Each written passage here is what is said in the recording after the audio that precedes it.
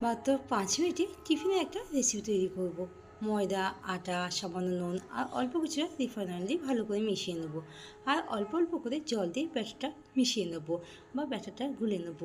ব্যাটারটা মিডিয়াম স্টেজে রাখবো, খুব পাতলাও না খুব গাঢ়ও না, যেরকম গোলা রুটি করি সেই রকম স্টেজের। এইদিকে পেঁয়াজ, টমেটো আর কাঁচা লঙ্কা কুচিয়ে নিয়েছিলাম। সামান্য তেলের মধ্যে কুচিয়ে রাখা পেঁয়াজগুলো দিয়ে দেবো আর সামান্য একটুখানি নুন দিয়ে পেঁয়াজটাকে হালকা ভাজা হতে দেবো। পেঁয়াজটা ভাজা হয়ে আসলে টমেটো আর কাঁচা লঙ্কা দিয়ে দেবো, সামান্য নুন দিয়ে দেবো যাতে টমেটো আর পেঁয়াজটা ভালো করে ভাজা হয়ে যায়। ঢাকা দিয়ে সবগুলোকে নাড়াচাড়া করে নেবো। আর এর মধ্যে যে ডিমগুলো রেখে দিয়েছিলাম সেই ডিমগুলো ফেটিয়ে দিয়ে দেবো। ডিমগুলো দেওয়ার পর হালকা কিছুক্ষণ ভাজা করে নেবো। তারপর ঢাকা দিয়ে হতে দেবো ডিমগুলো, মানে ডিমের ভুজিয়াটা তৈরি করে নেবো।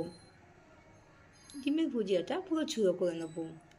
আর ঝুড়ো হয়ে আসলে এর মধ্যে সামান্য কিছুটা চাট মশলা দিয়ে দেবো যাতে ফ্লেভারটা সুন্দর আসে।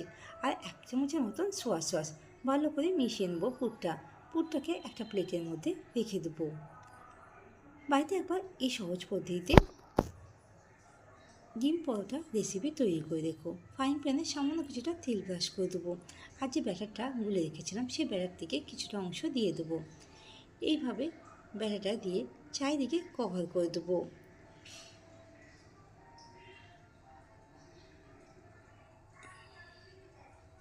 পুরোটা কভার করে দেবো যাতে চারিদিকটা সমানভাবে গুলে যায় বা মিশে যায়।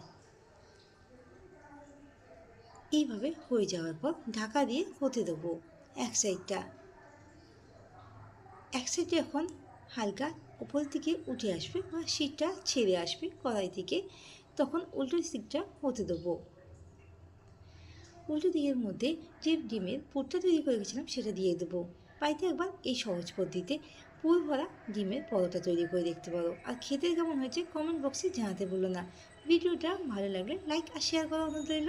আমার বন্ধু হয়ে থাকলে নতুন চ্যানেলটিকে সাবস্ক্রাইব করে পাশে থাকা অনুরোধ রইল। সাইডগুলো এইভাবে আঠিয়ে দেবো আর সামান্য কিছুটা উপর দিয়ে তেল ছড়িয়ে দেবো।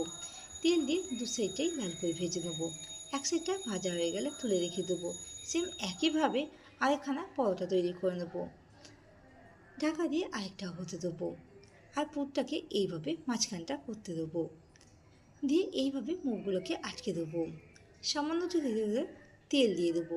তেল দিয়ে হালকা লাল করে দু সাইডটাই ভেজে নেবো। খেতে কিন্তু দুর্দান্ত হয় আর খুব সহজেই এই রেসিপিটা তৈরি করে নেওয়া যায়। সময় লাগে মাত্র 5 মিনিট।